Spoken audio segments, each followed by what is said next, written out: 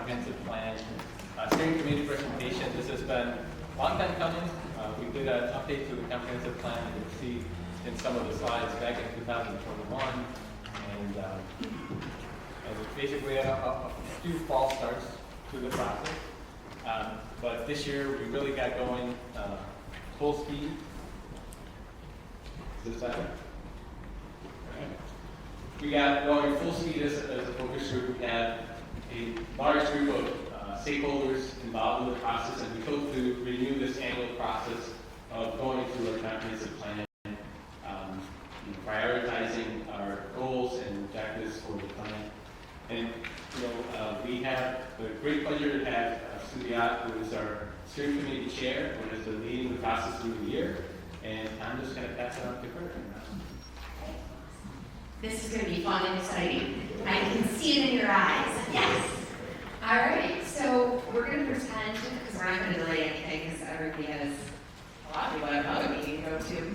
But we are going to move on to just talking about the background of the planning process. So we started meeting 52 weeks ago. I looked it up. That was when our first meeting was. So this has been going on for a little bit, but the background of the planning process started back in 1988.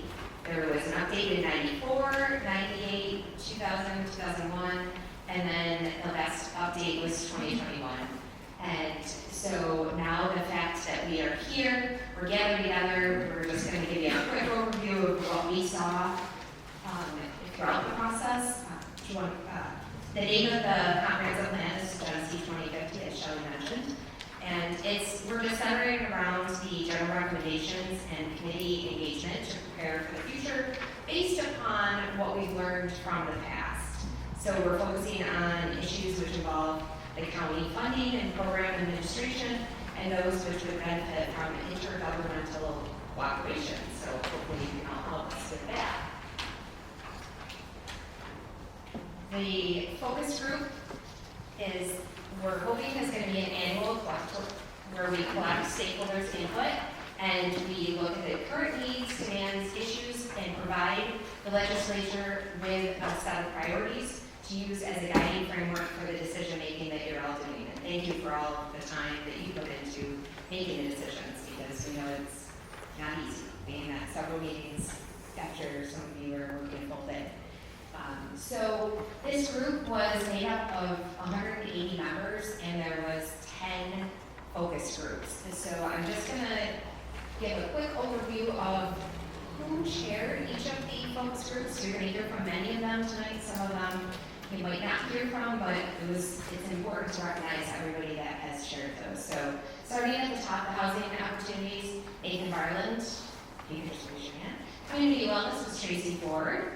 Transportation and mobility was Laura Bottoms. Agricultural and food was Travis Torrey. Land use, environmental, and place making was Richard Sutherland. Education and government administration was Gretchen Rosales and Pamela Burke.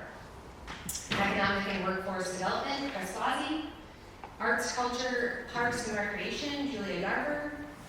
And then the safety and security and justice, Christopher Hayward started us off. Then moved away, Sheriff Graff and Gary Petno also joined them. Technology and utilities, Michael Burns. And then also on the committee were Lorraine Catton, Joshua Kent, Gordy Dibble, Shelley Stein helped us out, Matt Landers, Lupe, and Julie. So thank you to everybody that really, it was 21 people we met on a monthly basis, and we took 2 of the focus groups at a time and kind of really dug deep into those and asked questions of each other, just so that we could really understand what the need was. So I mentioned that we started meeting. There was a small group of us that met a year ago. And then the focus group meetings took place from December to April. Then we drafted the monitoring reports. The steering committee reviewed that from February to June. Then in July and August, we really focused on the top priorities. And then we're at September 10th, and we are presenting to all of you. And I know you're excited about this. All right. I hate to give up a mic, but I'm going to have to give it up. My time here is done. Where's Lottie? All right.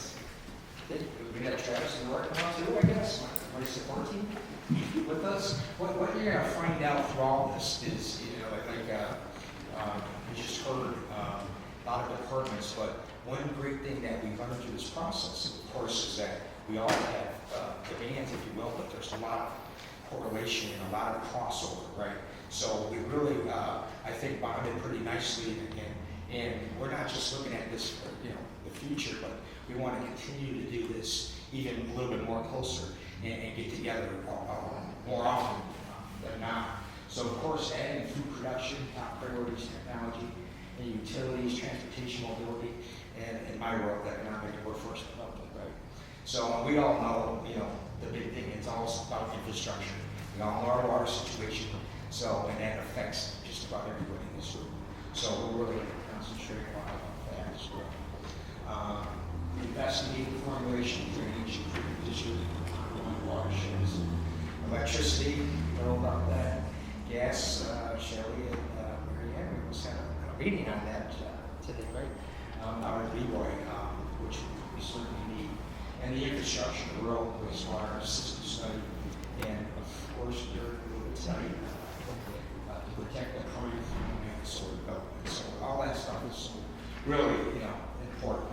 And I'm going to pass the mic a little bit on to Just to chime in on what Chris said, you know, everything in the transportation and mobility section, but everything we do is transportation related. You can't get from point A to point B without roads, streets, bridges, things like that.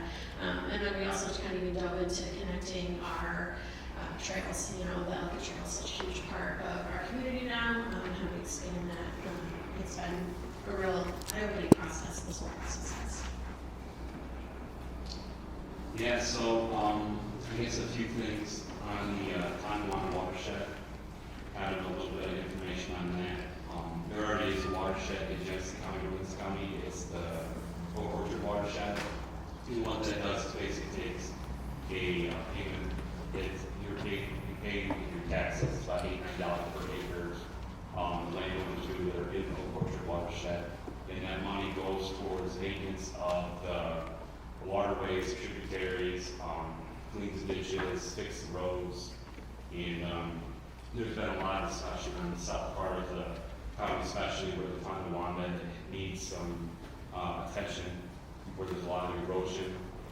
There's some loss of farmland, there's some loss of access to some farmland from the way the water's been kind of moving around.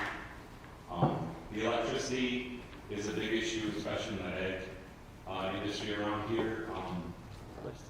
We are in need of it.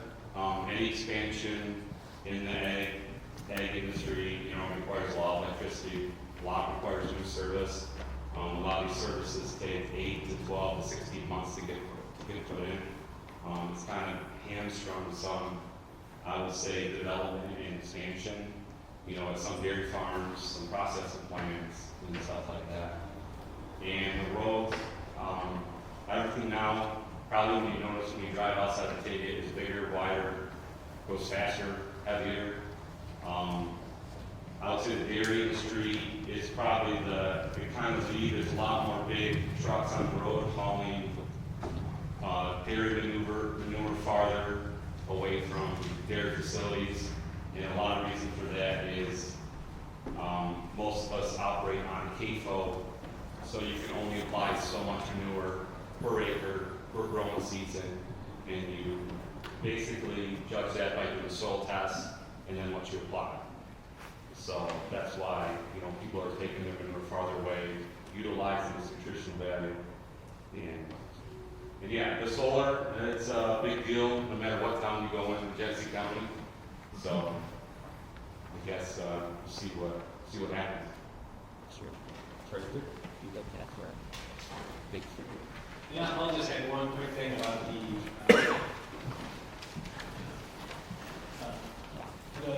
expansion of the trail. I think that's enough further in the approach and the price culture here. So I'm going to give this to Julie here, but I do want to mention one quick thing regarding this. So one of the top priorities of agriculture, parks and recreation group was expanding the Ellicott Trail. And one of the, it can seem like a large, difficult task to do because, you usually have to deal with a lot of landowners and right-of-ways and there's construction costs and everything like that. But there are small steps that we can take to expand the trail. For example, connecting GCC to the trail. There's only 3 property owners that would be involved through the town fire department. That'd be the Grandview Cemetery, and then the GCC College Housing Foundation. So it's certainly possible if you kind of put it, as a project involving the town. The town is talking about that as well. So it's one of those things that we can move forward. Appreciate it. Hi, Julia Garber. So I was the chair of the Arts, Culture, Arts and Recreation. I think I want to just kind of reiterate what Chris said. As a result of this whole process, I appreciate so much more how interconnected all this is. And it's not just this focus group, but I mean, we're up. The Ellicott Trail came up in transportation and mobility. I think it came up, if I'm not mistaken, Tracy, in community wellness, came up in land use. And so I think what we tried to focus on in determining what would be a priority is these things which the whole community can benefit from. One of the ways that we thought, in addition to expanding, as Felipe said, the trail, there are a lot of different directions we can go, a lot of other development going on in the park arena, in Genesee County, different parks being developed, so on and so forth. So something kind of to keep in the back of our minds as we plan going forward. But we also came up with this idea of creating the Friends of the Ellicott Trail, a nonprofit group, 501c3, that could benefit from more grant maker funding. Something we're looking into, and I think that is fairly, it's easier to get off the ground, let's say, than our other ideas. But we're looking forward to seeing some improvement in the parks in particular, but also arts, culture, just to make our community more attractive, which also ties into housing, ties into tourism. It's all, I did say in our presentation that I feel like this is I was a little icing on the cake, but it's much more than that. It's interwoven with all these other areas. So with that, I'm going to turn it over to Tracy or Felipe.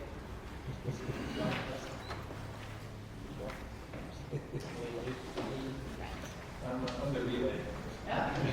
You're doing a great job. Thank you. As Julia just said, this was a really eye-opening experience, I think, for all of us, steering the focus groups on how intertwined all of these things are. So when you think about community wellness, I immediately thought healthcare, which is what my background was in, but I learned that it's so much more. It's housing insecurity. It's, good schools for our children. It is about infrastructure and arts and recreation. And so a lot of what we talked about was a priority for other focus groups as well. And so those are being represented by them. But one of the things that we came away with for us was volunteer opportunities. And there are many reasons why people volunteer in our community. So I'd like to talk just a minute about some of those. So there are lots of health benefits to volunteering. It improves your mental well-being. It can boost self-esteem and confidence. It can strengthen your physical health and combat loneliness. There are some career benefits to volunteering as well, developing professional skills, expanding your network, and then the benefits to the community, helping to strengthen bonds, fosters a sense of purpose, and increases empathy. So many of the nonprofits across our county are in desperate need of volunteers. the ability to attract them and find them seems to be the shortfall that we have. So Office for the Aging later this month is hosting a volunteer opportunity event for organizations to come and appeal to some of our senior population. Most of the guidance counselors in the schools will help students who need volunteer opportunities to meet their community service hours. But if we had a centralized location for all of those other folks who aren't being served by agencies like that, it would just benefit not only the people in our community, but those organizations that help to support them as well. So with that, we thought that a county volunteer corps or a development director who helps to centralize all of that information, connecting those people who have an interest in volunteering with the organizations that are in need.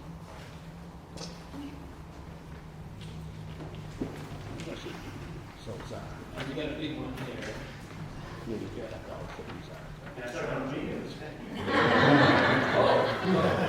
Hey everyone, Lee Barland from the Interior Housing Authority, and yeah, I'm going to try and summarize some of this stuff. First of all, just want to say thank you, especially county management, and just letting me be a part. I'm not a county employee, and I haven't really been involved in a process like this. It's been a good year, a good process. Before actually we get into that stuff, I would just like to roll back for a second. Felipe and Steve facilitated the housing needs assessment last year, and that drove a lot of the discussion, and like everyone's already talked about, is a lot of crossover between different areas. But specific to housing, it's worth just reviewing some of the basic needs that came out of it. The study found a lot more than this, but I'll just give you sort of my highlights. That housing supply in general, affordability, home prices, new builds, Section 8 wait list, other costs of housing, senior population increase, plus a smaller household size equals a need for smaller homes, accessibility inside the home, outside the home, and in the community in general. Property management issues, just use that as sort of a general catch-all for a few things. Aging housing stock in our community. Infrastructure, some of the things we've talked about, electric, water, and then also some red tape, kind of governmental accessibility things. And then the last thing I would say is information dissemination.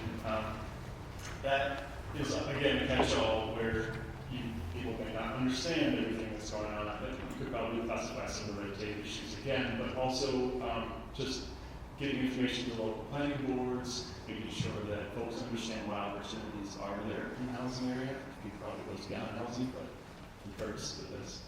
So this kind of captures the outcomes and objectives that we're hoping for. But we spent the last year and came up with one big idea, and I think with the support of legislature and county management, the idea of hiring a county housing development officer, you might have heard it referred to as housing czar, and expand the county's housing support personnel. So, can one person do this stuff? Probably not. However, when it's intersected with other county departments and people like me that are outside county government, I think definitely possible. I'll group some of these real quick for you, but that's kind of the idea, is to introduce some additional capacity to county government that focuses on housing. So bid increase on all housing supply, you see that here. And then to do that, focusing on some grants. Again, it takes capacity to do that, it takes some coordination, EPC and beyond. Stakeholder education, we talked about that from an individual perspective, also local planning boards, our local governments. The coordination of housing development and supportive services across the county, some property management questions I think we need to answer as a community at large, and then some strategic work, smart growth development areas.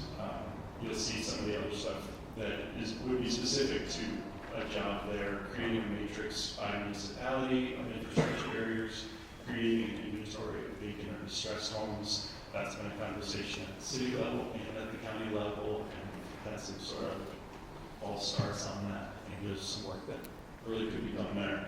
And explore the creation of a regional land bank. Anything going on, say on the Okay.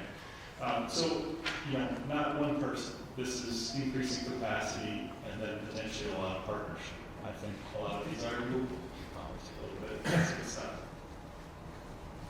Thanks. Thank you. All right. Who was the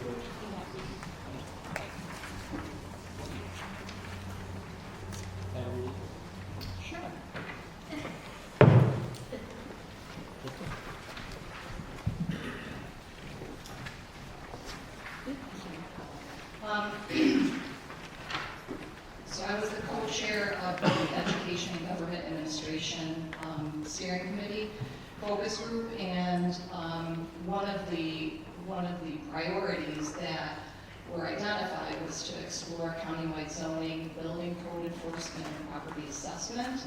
And that process has already started. Essentially, we've conducted a survey, working with municipalities to gauge the interest in that. And so that would result in streamlining processes and reducing costs. I'm not aware of any other priorities that came out of the education piece. We did some Okay. All right. Thanks. Thank you, Pam, for continuing that. Safety, security, and justice. I know we have these folks. Really,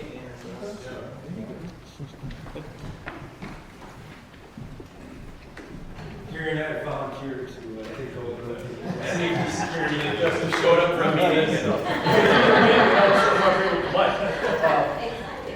You're paying us a big increase, sorry. Oh, it doesn't. So, from a law enforcement perspective and the safety, security priorities, I think we have seen, a general decline in interest in law enforcement jobs, which is fairly evident in the amount of applicants that we're having to take civil service tests. While at the same time, we also, I think, see a shorter lifespan of people involved in law enforcement careers where they retire sooner than later. So, the time of 40-year careers, 50-year careers, I think is diminishing.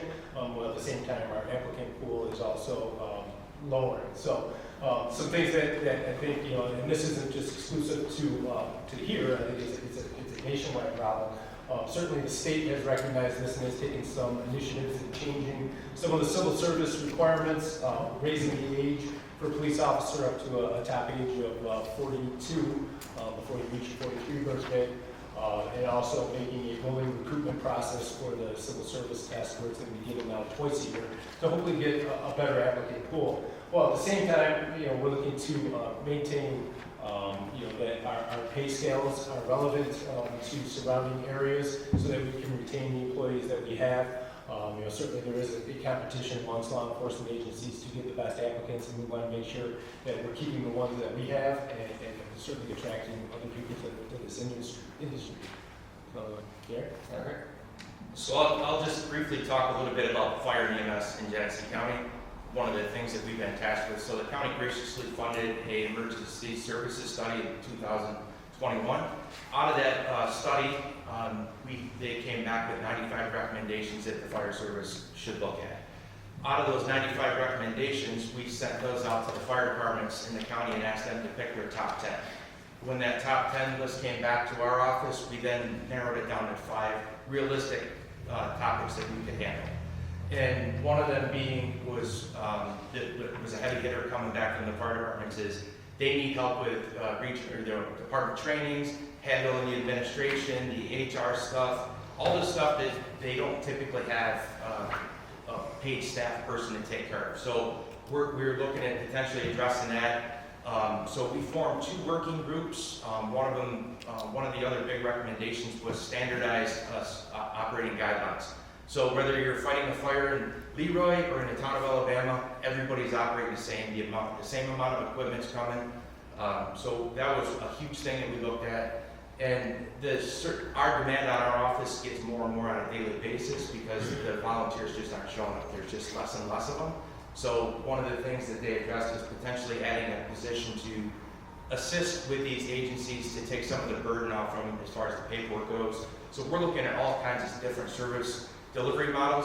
One of the groups was put together is working on a presentation right now to go out to the municipalities to look at what would this cost to have staffed firefighters, 5 days a week, 12 hours a day in each different battalions in the county. So that's one of the main things that we're looking at there. And the communication component of that, Sheriff can attest to we went to a after-action review of the bus incident that occurred in the town of Pembroke, August 22nd, last night, and the heavy hitter was nobody could talk to anybody. There's hundreds of thousands of dollars that are spent every year by all the counties, and we still can't talk to our neighbors. So that's something that we're aggressively trying to get resolved in the near future and have dedicated EMS channels, fire channels, law enforcement channels, so that we can all communicate when we all have to come together at a large scale and something like that. Pass it off to Mike. Good job.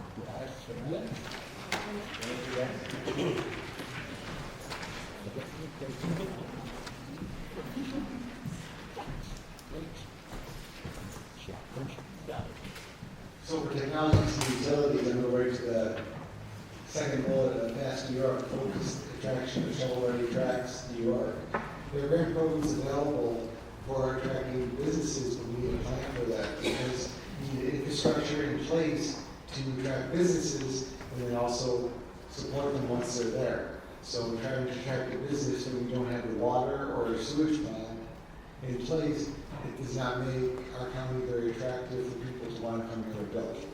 So having a plan in place to get utilities in place for to attract businesses is important for our development. County water, we talked about both water and wastewater, and handle that. It goes into the infrastructure of cell coverage and internet coverage. Speaking of emergency services as well, I've been by that area in Pembroke. The cell service there is not great. We have to attract companies who want to expand their cell services by bringing in more businesses and people, so it's economical for them to expand their services as well.